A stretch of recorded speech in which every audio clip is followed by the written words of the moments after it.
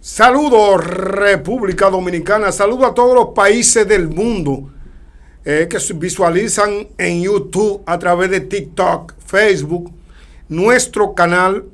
Cada uno de estos videos trata de enfocar un tema en particular, desmenuzarlo, hacer lo que le llaman la anatomía informativa, para que los televidentes puedan ver la parte oculta en la información en el tema. Hoy vamos a hacer un video orientado a explicar el uso de la tarjeta de crédito dentro de las instituciones públicas del Estado. ¿Qué riesgo se corre en términos de corrupción administrativa? ¿Y cuáles son los gastos? Que está de moda esto, simplificar los gastos, disminuir los gastos. La palabra déficit, la palabra presupuesto. ¿Qué representa esto en cada una de estas instituciones cuando tú pagas un combustible, cuando tú haces un gasto adicional, cuando tú tienes que hacer un pago rápido y no te da tiempo a hacer el cheque, porque eso tiene que tener un preventivo, eso tiene que tener una planificación dentro de la ejecución presupuestaria, y ese tema lo vamos a abordar.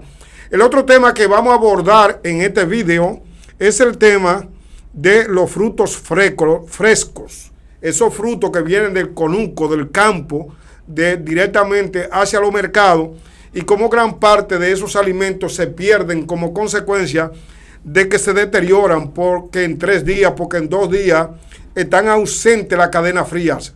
Esas cadenas frías que se necesitan para mantener esos alimentos, esos yogur, esa fresa, esos guineos. Y el tercer tema que abordaremos será la práctica médica deshumanizada. Cómo con el tiempo los médicos, con la tecnología que se ha incorporado al ejercicio médico, se han ido olvidando y poniendo en un segundo plano o un tercer plano el ser humano, al paciente. Hay ocasiones en que te dan una atención que ni la cara te miran. Entonces esa instrumentalización, esa deshumanización que se ha producido, lo vamos a ver en este video. Para ello siempre me acompaña el estelar José Checo Esteve. Saludos, Aquiles Olivo Morel. Para mí es más que un placer, un orgullo estar ya en Cirugía de la Verdad.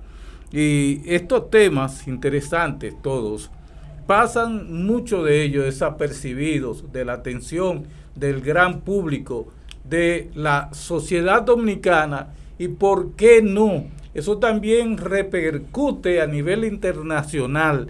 La actitud grosera yo diría de humillación. Estoy empezando por lo último. Está dando un leñazo, el uso excesivo, que muchas veces se traspasan los límites. A ti dan una tarjeta de crédito, a ti una tarjeta personal. No, párate ahí que yo empecé por... yo estoy hablando del abuso que se comete con el ciudadano de a pie, que va especialmente a los hospitales, y a veces hasta en las clínicas privadas lo mancillan, le quitan el honor. Y bueno, con el uso de los gastos de representación, que a veces se manifiesta a través de una tarjeta de crédito, ahí hay mucha tela por donde cortar. Y bueno, el manejo de los alimentos, especialmente en un clima tan cálido como el nuestro, no solamente descompone las frutas, descompone todos los lácteos, las carnes que llegan y se descomponen, y le cae salmonela y muchísimas cosas. O sea que hoy la botaste por los 411, diste un palo, muñeco, con esos 3 temas. El primer tema que vamos a abordar: las instituciones públicas pueden utilizar tarjetas de crédito corporativas en la República Dominicana como una herramienta legítima, eso es real, de gestión financiera, pero también pueden convertirse en un mecanismo que facilite abuso y actos de corrupción si no se existen controles adecuados.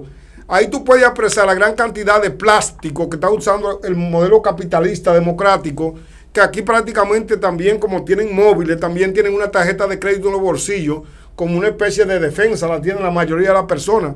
Hay personas que van a un lugar y dicen, pero yo no tengo efectivo, usan tarjeta de crédito y resuelven eso con una tarjeta de crédito.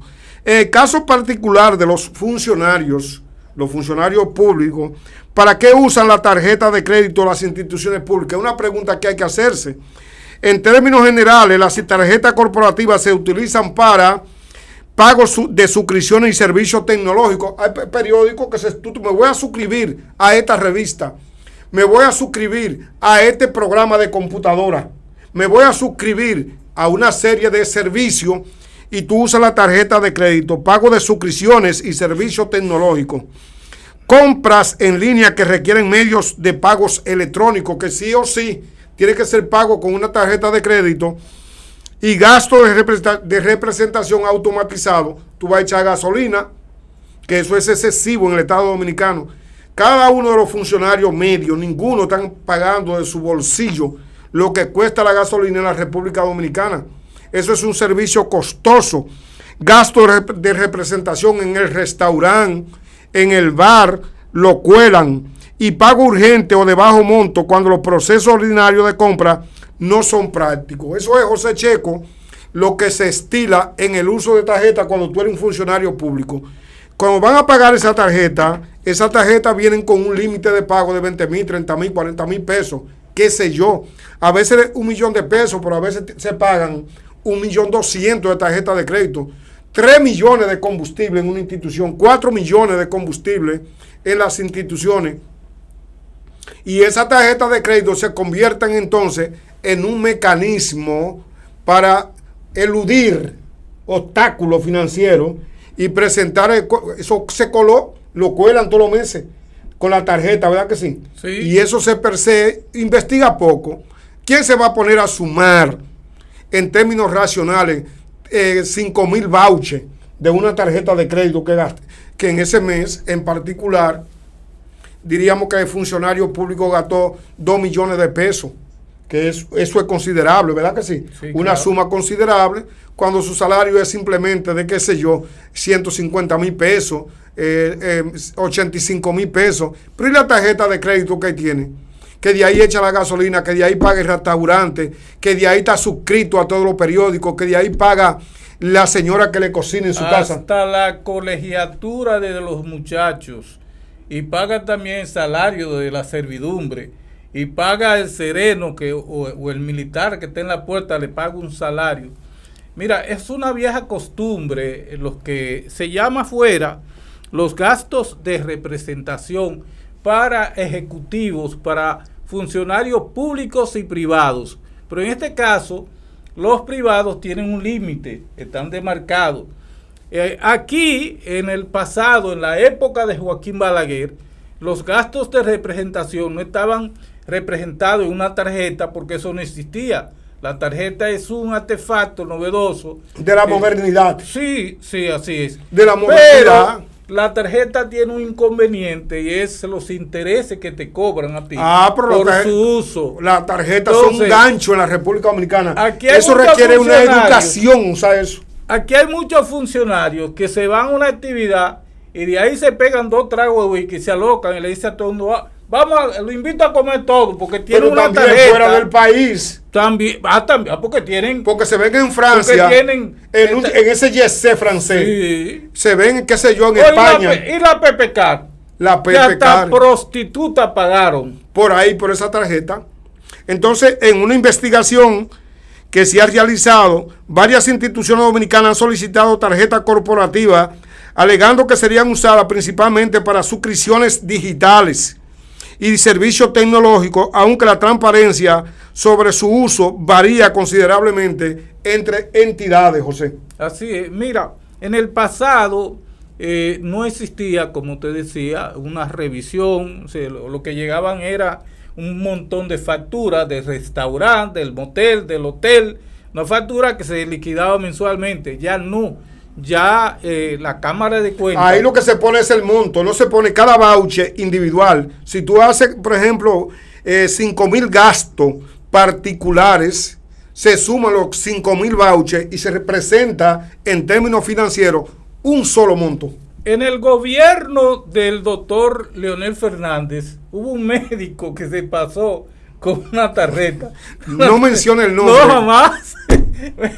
Y tuvo que devolver 700,000 pesos. Claro, es su bolsillo, es su sueldo. Sí, porque fue que llamó la atención. Por eso surgió la ley 105, la tengo por aquí, 105.13, para ponerle un coto, para poner un valladar, para ponerle una muralla alta, de tal manera que esos abusos, esos excesos, no se repitieran. Fuera de límite, no se representan. Hipólito también tuvo un ministro de, ¿dónde estaba ese? En el INDRI, que hizo gastos exorbitantes con la tarjeta y con los gastos de representación. Pero que no es tan fácil tú manejar. El presidente Hipólito Mejía preguntado, dijo, sí, ese funcionario es realmente bueno, pero es dispendioso, pero se queda en el cargo. En conclusión, claro que sí, las tarjetas de crédito se han convertido en un obstáculo para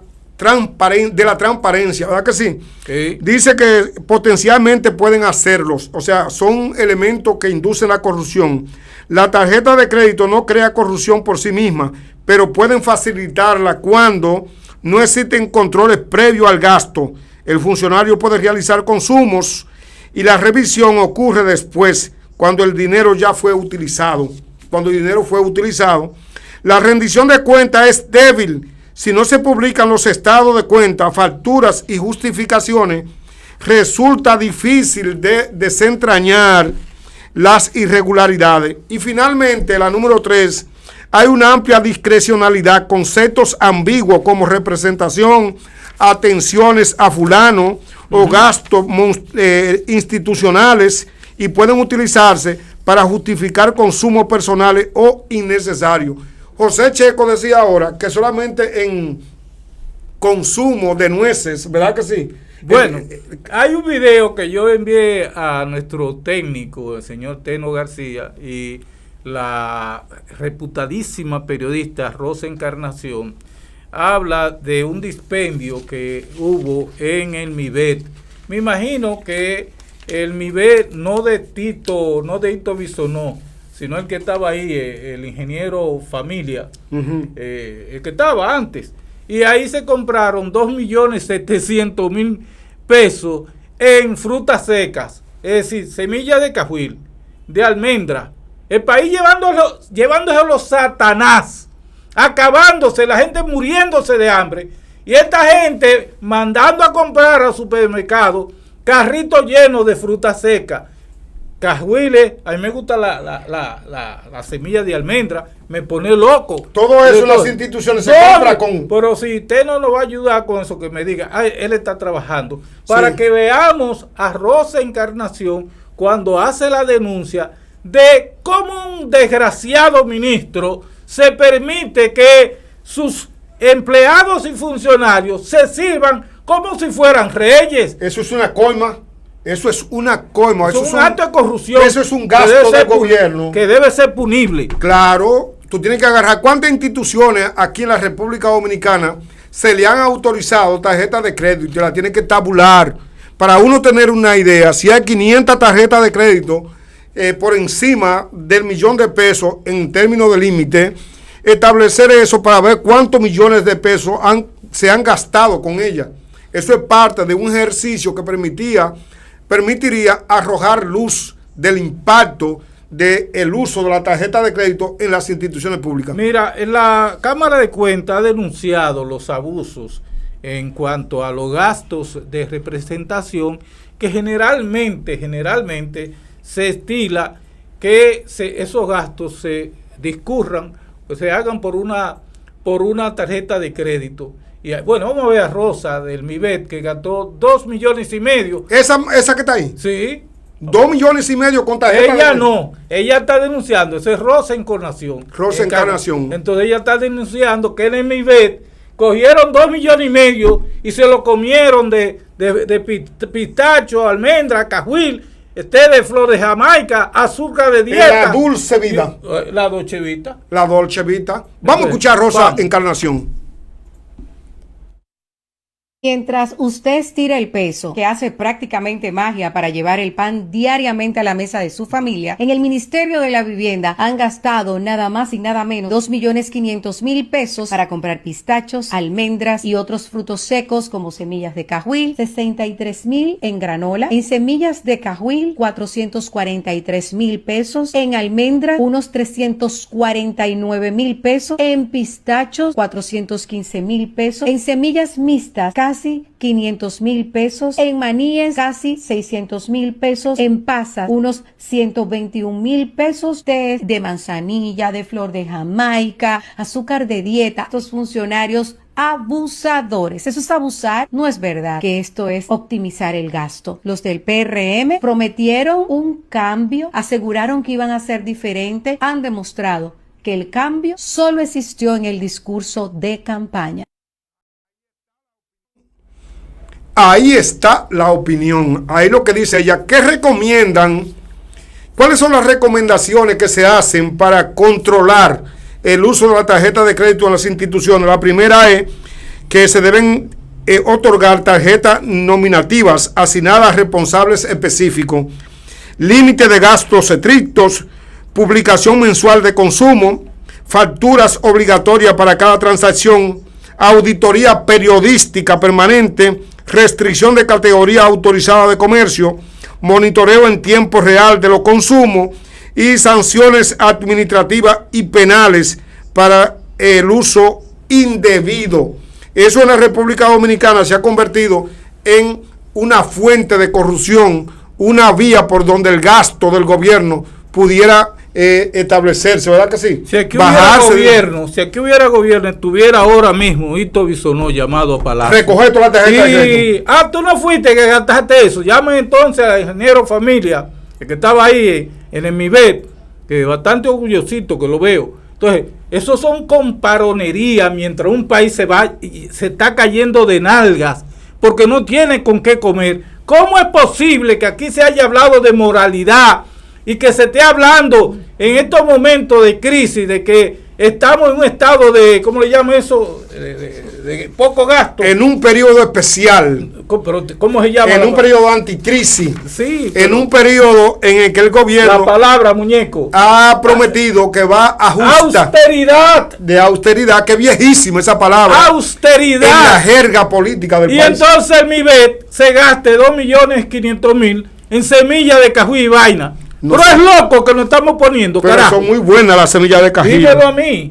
Si transparencia, controles internos, auditoría y rendición de cuentas pueden convertirse en un vehículo para gastos discrecionales, clientelismo, malversación de fondos y otra forma de corrupción administrativa. El riesgo no reside en la tarjeta en sí, sino en la calidad de la supervisión que ejerce el Estado sobre quienes la utilizan. Fíjate que hoy en el periódico, José, en el periódico Hoy, porque hay que darle los méritos al periódico Hoy, ajá, se establece taxativamente que el gasto del déficit de la República Dominicana en este año ya va en 94.000 millones de pesos.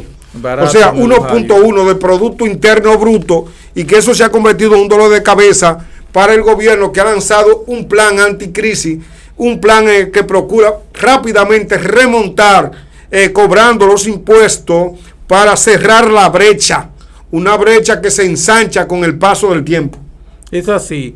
Repito, aquí no puede haber complacencia con ese tipo de vagabundería, donde en un ministerio se sirven con la cuchara grande y piensan que están viviendo en esos países de Oriente, en Dubái, porque ese es el estilo, ¿verdad? Claro. De comer cosas que los otros solamente aspiramos. Yo como ese tipo de semillas, cuando envían un tanque de Nueva York, esas latitudes, ¿verdad? Claro. Y yo le fajo y no lo dejo tranquila hasta que no lo acabo, porque son muy buenas, ricas. Ahora vaya a un supermercado, intente coger una caja de eso, o una funda, para que usted vea el diablo con los precios. El segundo tema de hoy, pues en este video especial, es el riesgo del calor.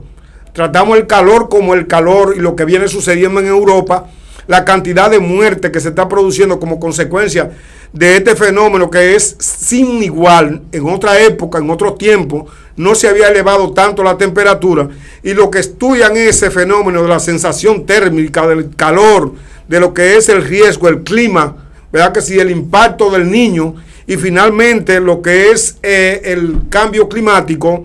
Ellos establecen una temperatura mínima en el año que es un 2%. Si se incrementa por encima, 2% por encima de lo que ha sido un parámetro de medida, una referencia que ellos han tomado, es la señal de que se está entrando realmente en un cambio en la naturaleza.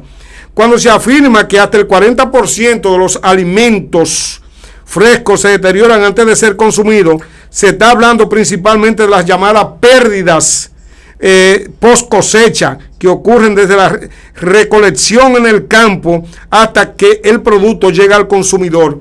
La FAO, que es la organización que monitorea los alimentos, señala que las frutas y hortalizas son especialmente vulnerables debido a su naturaleza perecedera, y que muchos países la pérdida pueden alcanzar entre el 25 y el 50% de la producción total. José Checo. Y yo he visto muchos negocios de estos que fracasan, que tiran a la basura gran cantidad de todos esos productos. El 30%, especialmente mango, lechosas, hortalizas. Las hortalizas. Pero yo me voy más lejos, porque un país del trópico, especialmente en verano, a mí me luce que ese % de daño y de pérdida se profundiza. Porque, por ejemplo, la gente no tiene aquí, y avanzo más, no solamente son las frutas, hay daños en los lácteos, los quesos, las carnes, que se descomponen y que cogen fácilmente una salmonela, cogen bacterias. Cuando hay apagones, por ejemplo, los comercios, ¿verdad que sí? Los comercios, que se interrumpe la cadena de frío, se generan situaciones complicadas, porque se deterioran los alimentos frescos. Los daños durante la cosecha y manipulación, las frutas y verduras pueden sufrir golpes, magulladuras, raspadura y aplastamiento durante la recolección, clasificación, empaque y transporte. Estas lesiones facilitan la entrada de hongos y bacterias, acelerando la descomposición, José. Y por eso tú ves que no, dice, caramba, pero se acabaron, no me fue bien cuando vendo todo. El otro tema es temperaturas inadecuadas. El calor excesivo acelera la respiración natural de los productos y su envejecimiento. Por otro lado, algunas frutas y hortalizas también pueden sufrir daño por frío o congelamiento cuando se almacenan a temperaturas inadecuadas. O sea que eso que estamos viendo nosotros, cuando vamos a los supermercados, qué fruta más linda, y cojo este mango, cojo ese baño de fresa, eso tiene que ser consumido en 2 días o 3. Hay gente que te compra 2 paquetes y sabe que de los 2 que compró no se lo va a comer, se va a dañar el segundo, José. Entonces, por eso le están pidiendo a la población, en términos de educación de consumo, que los hábitos tienen que ser regulados, Entonces, aquí en la República Dominicana hay una falta de refrigeración. En muchos lugares no existe una cadena de frío continua entre la finca, los centros de acopio, el transporte y los mercados.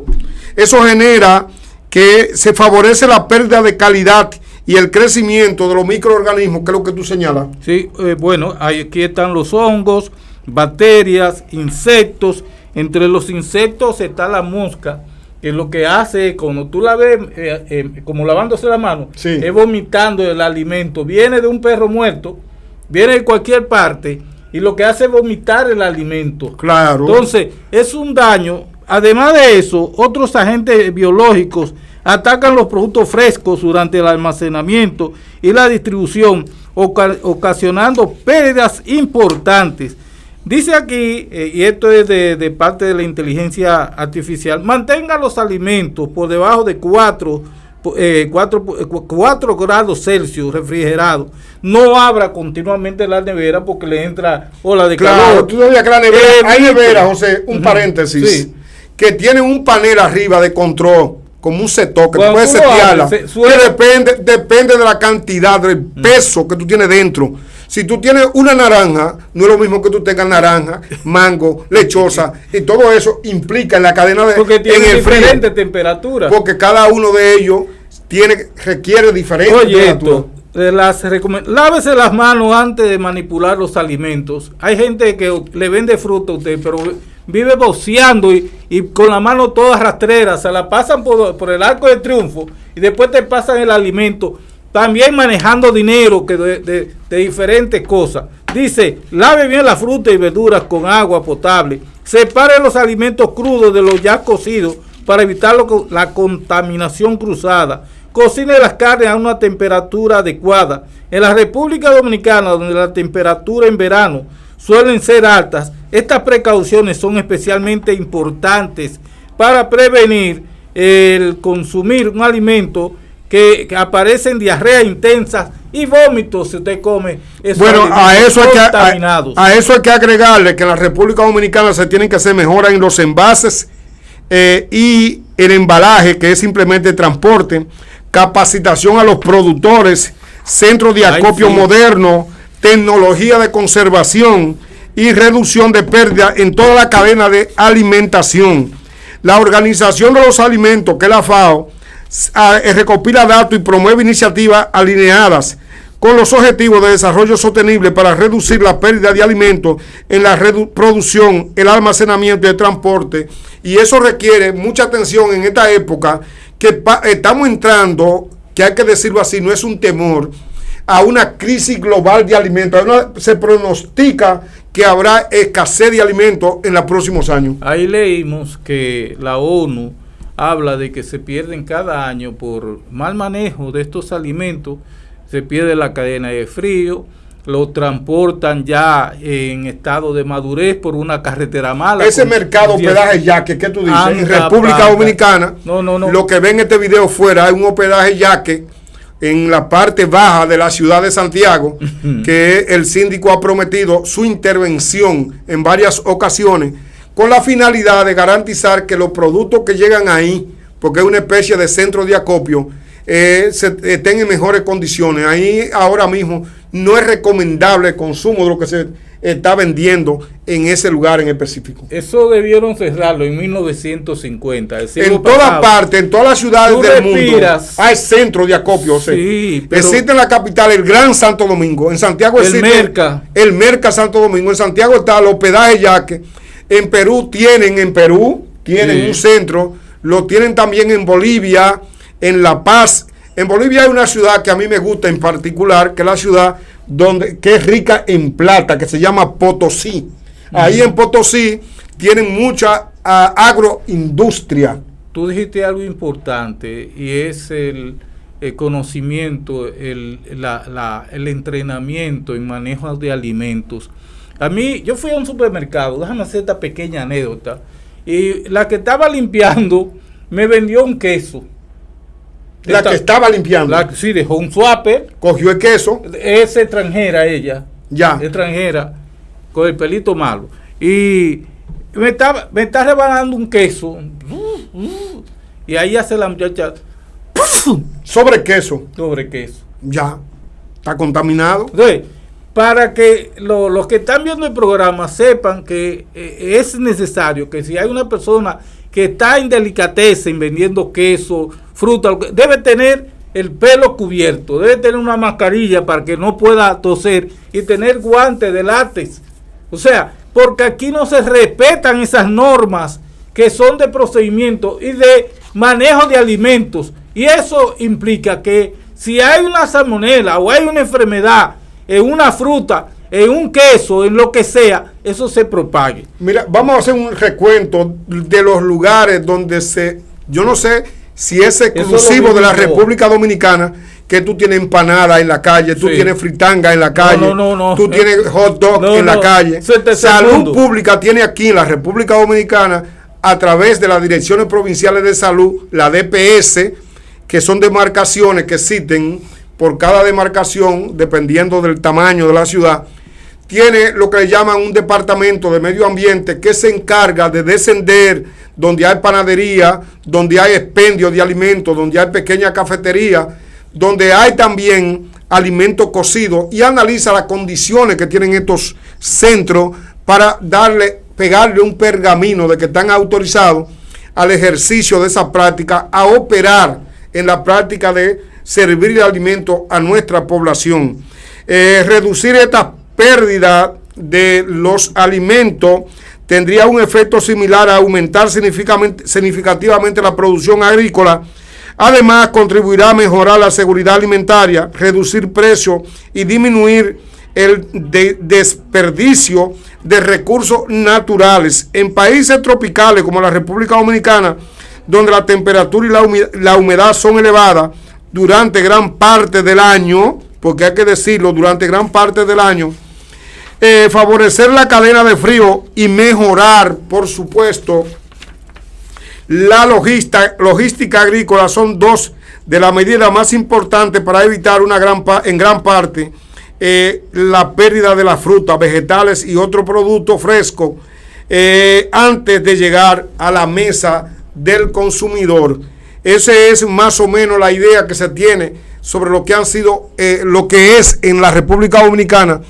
Eso se ha avanzado bastante, porque nosotros como país, esto es una descripción para los que ven el programa fuera de la latitud de la República Dominicana, hemos avanzado bastante porque las diferentes provincias tienen mercado de acopio donde se trasladan desde los campos la mayoría de los productos que nosotros consumimos. Ahí van los plátanos, ahí van los guineos, la berenjena, ahí van los pepinos, y desde ese centro de acopio entonces se abastecen los comercios ya más formales, como son los supermercados, los mini markets, los colmados y toda esa cadena de distribución que existe.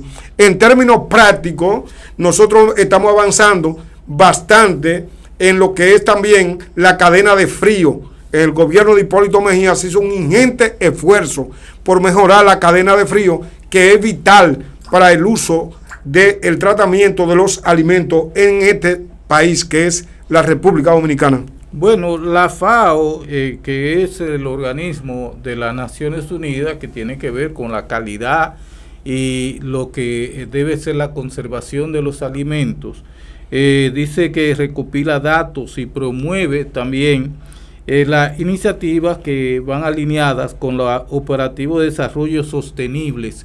Es decir, ellos buscan reducir las pérdidas de alimentos en lo que es la producción, el almacenamiento y también el transporte y la distribución. Esto es un impacto global, no es solamente de República Dominicana. Tú ves esto en Perú, tú lo ves en Panamá, tú lo ves en Colombia. ¿Y por qué vemos esto en estos países? Porque hace rato estamos hablando de alimentación. Tenemos que ver la correlación del manejo, procesamiento y consumo de esos alimentos con la higiene, con la salud, con el agua, cómo se va a mantener esos alimentos que estén fuera de contaminación, de una forma o de otra, ya sea porque le caiga algo, porque hay bacterias aéreas que llegan también, pero lo que se debe hacer es educar no solamente a los productores, sino a los que manejan alimentos.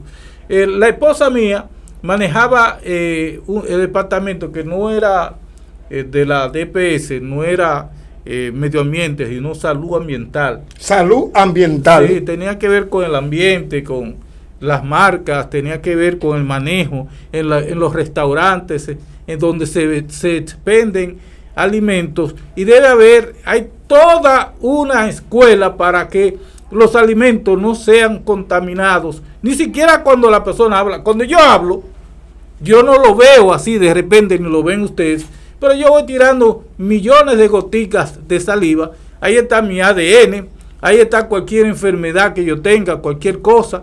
Entonces hay que mantener los alimentos alejados de ese tipo de contaminación, porque eso es salud. Bueno, ese 40%, en el resumen final, en la reflexión final, una reflexión de cada tema, que siempre terminamos con una reflexión, es que ese 40% de pérdida de los productos agrícolas, de los productos los frescos, del consumo masivo, se reducen con educación, con tecnología y esperamos que eso suceda. Miren, el último tema es la medicina contemporánea, que atraviesa una profunda paradoja, que se trata de que mientras la innovación tecnológica alcanza niveles históricos, su capacidad diagnóstica y terapéutica, la relación médico-paciente padece su crisis, una crisis que de confianza más severa. Este fenómeno aglutinado bajo el concepto de deshumanización de la atención médica suele abordarse de manera superficial como simple erosión de la vocación o la empatía individual del profesional de la salud. Sin embargo, un análisis bioético y sociológico riguroso devela que el trato impersonal, la distancia emocional y la mecanización del acto clínico no son defectos morales aislados, sino consecuencia lógica y predecible de un diseño de sistema. Requiere, de tu punto de vista, que tú abordes eso, el médico, ¿verdad?, desde otro ángulo. Eso es lo que está pasando. Esa deshumanización es un tema que se está tratando en la República Dominicana, a pesar de eso, de que tenemos más tecnología, tenemos más facilidades, tenemos lo que se llama mayor capacidad diagnóstica en cada una de esas patologías que llegan. Sin embargo, el médico se ha distanciado, se ha alejado, y es parte sistémica. Eso es parte de un sistema que, si se ve de manera individual, tú no vas a llegar al meollo del asunto, de lo que son las realidades de eso que se está reproduciendo en todos los centros de salud, tanto públicos como privados, José Checo. Bueno, el análisis que trajiste aquí le habla de que, a pesar de todos esos adelantos científicos, de capacidad de hacer un buen diagnóstico, de aplicar la tecnología, el problema es que el médico ve eso como una operación a veces matemática, y lo ve como un asunto de comercio. Que tiene que ver, tengo que ver 18 pacientes, 32 pacientes que yo no cojo, dicen ellos. Porque dentro yo cojo eso, 33, a partir de 33 es un esfuerzo adicional. Ahí entran los especialistas, como son los pediatras, ahí entran los especialistas como son los diabetólogos, que en este caso son endocrinos, ¿verdad? Que son las personas que te dicen, no, yo nada más puedo coger 33. Yo no te puedo coger ni uno más, pero cuando cogen 40, entonces le disminuyen el tiempo de la consulta, que la hacen en pocos minutos. Pero estamos hablando hace rato de productividad, porque detrás de ese paciente, o de esos pacientes, de ese grupo de pacientes, hay muchos conseguros, y cada vez que el médico, sea público o privado, ve un paciente, estamos hablando de beneficio para ese médico. Pero no podemos circunscribir lo que es la relación médico-paciente solamente en ese ámbito. Hablamos del desgraciado social que llega a un hospital público y llega con ropas muy modestas, llega también un ambiente que se ha mejorado significativamente en la parte ambiental. Ya tú vas al Cabral Ibáez y tú entras en un hospital con una decencia. No, se ha aumentado la cobertura, se llama eso. Se ha aumentado la infraestructura. Ahora ponemos de muchos hospitales. Sí. Aquí existe prácticamente en Santiago 14, 16 hospitales. Santiago es la meca de la medicina. De la medicina privada. Y pública. Y pública también. En el país. Y entonces tú ves que existe una deshumanización de la atención al paciente. Pero yo lo que quería era involucrar el problema, el fenómeno social. ¿Cuál es? La pobreza del tipo tímido que mira al suelo, no se atreve al médico, a la bata blanca. El médico nota realmente que se trata de un infeliz y que él tiene otro problema, porque está pensando en su finca, en desarrollar ganado, está pensando en su vehículo, está pensando que está ahí y que tiene que llegar, porque en la clínica privada él tiene 30 o 40 pacientes. Sí. Entonces, ahí está involucrado un problema económico y social. Vamos a ver si tú puedes no le puede pagar el dinero que él se gana en la clínica. Vamos a ver si tú identificas o te identificas con esto que te voy a exponer. A ver. Hay consulta de pocos minutos aquí en Santiago. Un abuso. Existe lo que le llaman médicos que atienden grandes volúmenes de pacientes por jornada. Tampoco tú ves, por ejemplo, debe ser. que tú ves a las 12 de la noche atendiendo pacientes todavía a las 10 de la noche. No. Sobrecarga administrativa, eso se da mucho. Dificultades para conseguir citas especializadas. Te ponen una cita 3 meses después. Ya cuando tú llegas tiene un deterioro. Ya yo murió antes de ir a la cita. Escasa comunicación sobre diagnóstico y tratamiento. Percepción de que el paciente es tratado como un número y no como una persona. Como un ser humano. ¿Tú ves? O sea, con gestos, con el tono de voz, con una actitud que es más bien displicente y no ve a los ojos, no usa la empatía. Hay excepciones. Sí, claro, no estamos generalizando. Hay excepciones. No estamos generalizando. Esto genera, José, una sensación de abandono emocional, incluso cuando la calidad técnica de la atención es adecuada. Esto genera un abandono. En la práctica, muchos médicos se encuentran atrapados. Las expectativas del paciente, las exigencias administrativas de la ARS, las limitaciones de tiempo y los bajos honorarios en algunos servicios. Hay servicios que lo que pagan son 200 pesos. Dice, ¿a cómo está tu consulta? La consulta, la mayoría están cobrando 3,000 pesos y hay que pagarlo en efectivo, que no han desaparecido. Como consecuencia, el espacio para la conversación clínica profunda se reduce considerablemente.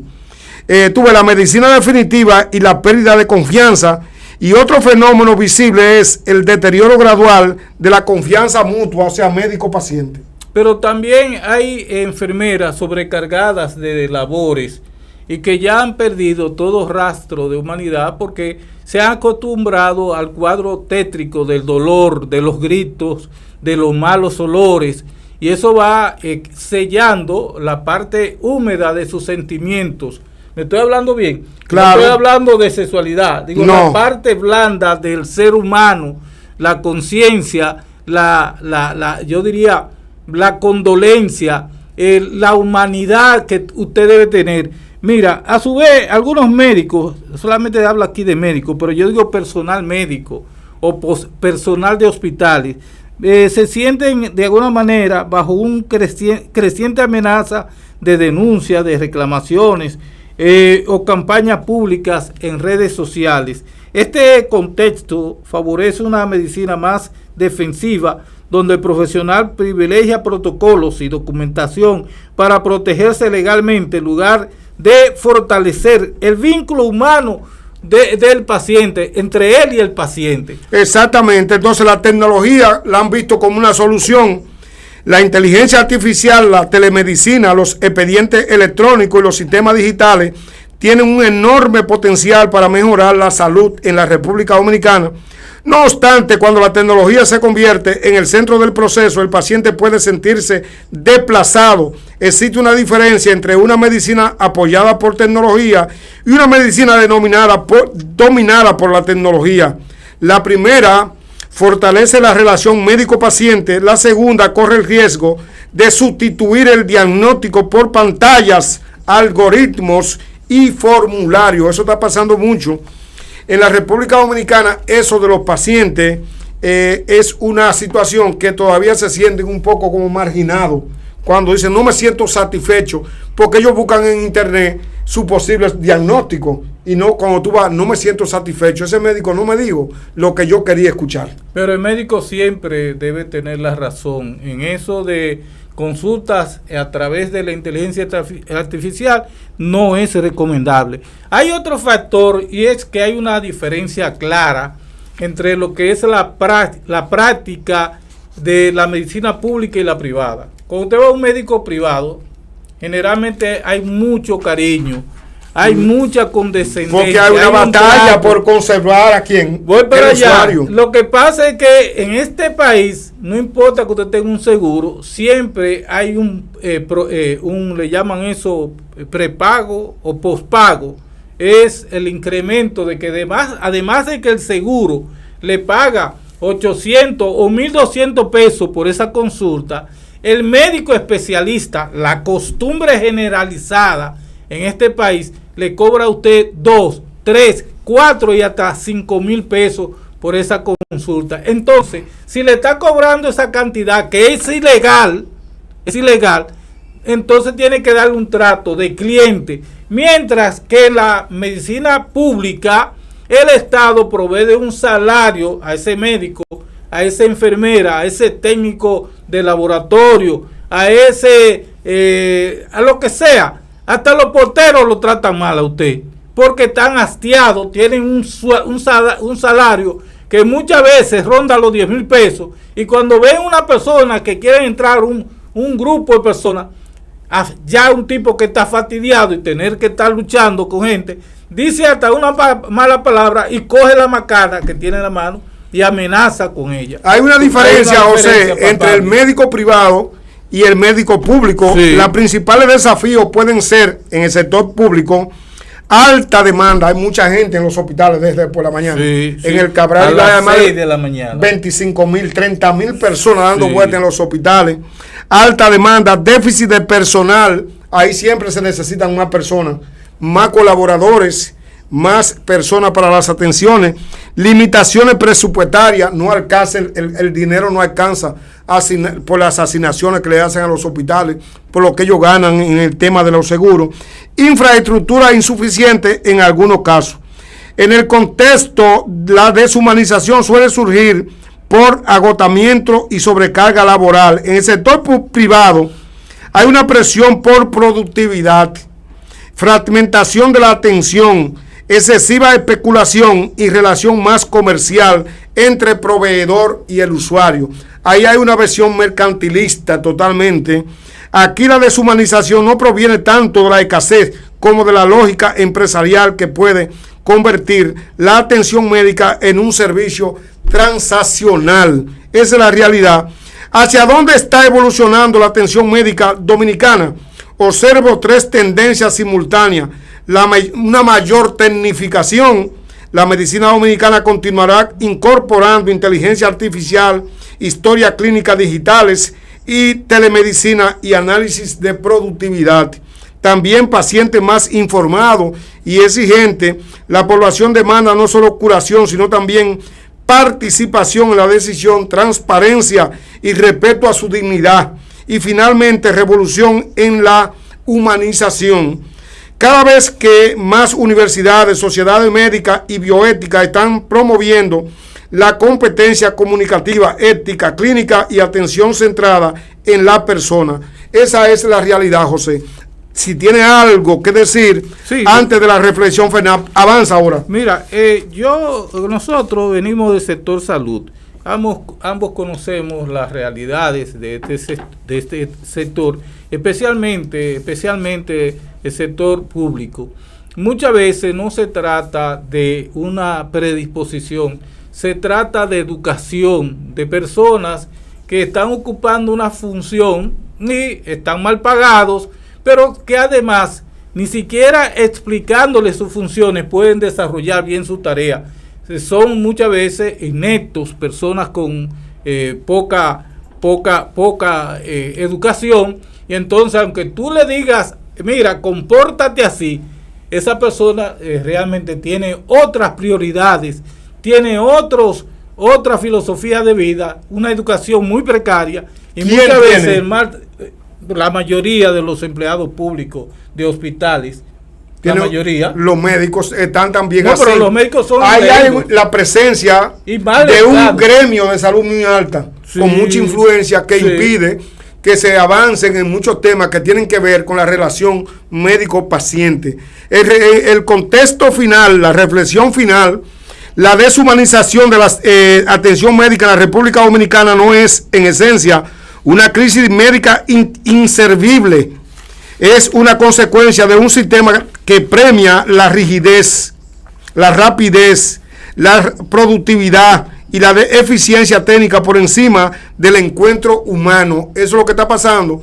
Y hay escuelas de medicina que dicen que la verdadera evolución de la medicina moderna no debería consistir únicamente en disponer de mejores equipos diagnósticos o tratamientos sofisticados. El gran desafío será lograr que el progreso tecnológico permita dedicar más tiempo al paciente y no menos. Una medicina verdaderamente avanzada que es la que reemplaza la relación humana con tecnología, sino la que utiliza la tecnología para fortalecerla. Y finalmente, desde una perspectiva bioética, el éxito futuro del sistema sanitario dominicano no se medirá solamente por la cantidad de procedimientos realizados o por indicadores financieros, sino por su capacidad para preservar la dignidad, la autonomía y la confianza de las personas que buscan atención cuando se encuentran en su momento de mayor vulnerabilidad. Eso es lo que está pasando. Yo quiero que tú digas conmigo, conjuntamente, que estamos mejorando en el sentido de que todas estas cosas se vienen superando con relación al pasado. Totalmente. Por ejemplo, aquí ha habido mayor cobertura, o sea, mayor cantidad de hospitales, se han adquirido equipos de más tecnología, se han mejores salarios, aunque se ha ido avanzando en el tema de distribuir correctamente los recursos humanos, que eso es clave, aunque persiste en práctica de que nadie quiere la provincia lejana, fronteriza, la parte inhóspita del país. Ese es el ostracismo. ¿Verdad que sí? Cuando un militar se portaba mal, lo mandaban a un cuartel en la frontera como castigo. Y el médico, aunque le paguen oro, carretilla de oro, dice, ¿para allá? ¿A qué? Para tener que coger carretera y volver para acá. ¿Está loco? Este es el final de este video. Nosotros esperamos que usted le dé like y que se haga adicto a los temas que se tratan en la cirugía de la verdad. Regresamos mañana con otro tema de suma importancia.